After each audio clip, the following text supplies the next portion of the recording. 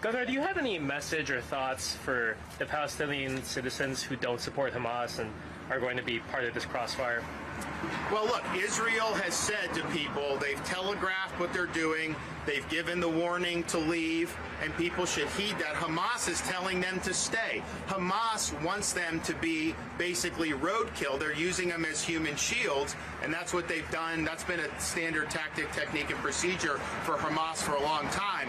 I do think in the broader context, I think it's important that people from all persuasions and all religious faiths speak out and say what Hamas did was wrong. Be very clear that that's not something that you support. We should get everybody united behind the fact that this type of barbaric activity has no place in a civilized world.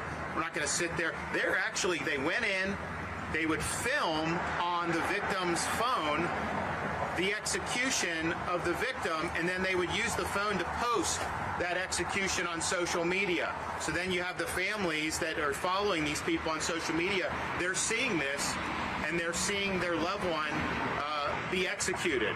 This is really, really sick stuff. So I hope that there's folks, both Palestinian Arabs and in the broader Middle East, that will speak out against Hamas. I think, unfortunately, what we've seen is Hamas is, they're really representative of a lot of poison that's circulated in that region for many, many decades. You talk about, people used to talk about the two-state solution.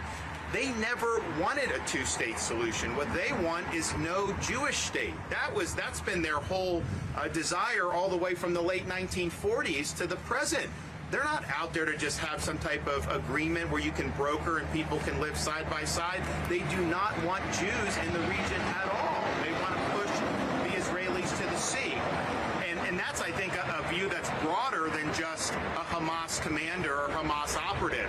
And it's unfortunate. Some of the education that's been done in Gaza and in other parts where there's a lot of Palestinian Arabs has been really, really nasty and really, really bad with respect to Israelis, with respect to Jews, and with respect to the United States. I mean, one of the searing images I remember from after 9/11 were the videos of Palestinian Arabs cheering the collapse of the Twin Towers.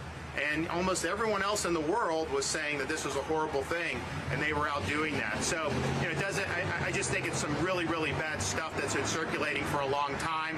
Maybe this is a time where people can say, the better angels of our nature can take over, but we can't just sit there and act like that this isn't something that's really, really serious. And this is probably the darkest hour of all of Israeli history, because in 48 they knew they were going to end up having to fight a war for independence when the Arabs rejected the partition, and in 67 they preempted the invasion. 73 sneak attack, but that was more of a military thing, and so they did that, and they've had intifadas since then, but this one, with how coordinated it was and directed at the civilian population the way it was, this one is a really, really dark day. So it just underscores we need leadership, and we'll provide that. Thanks.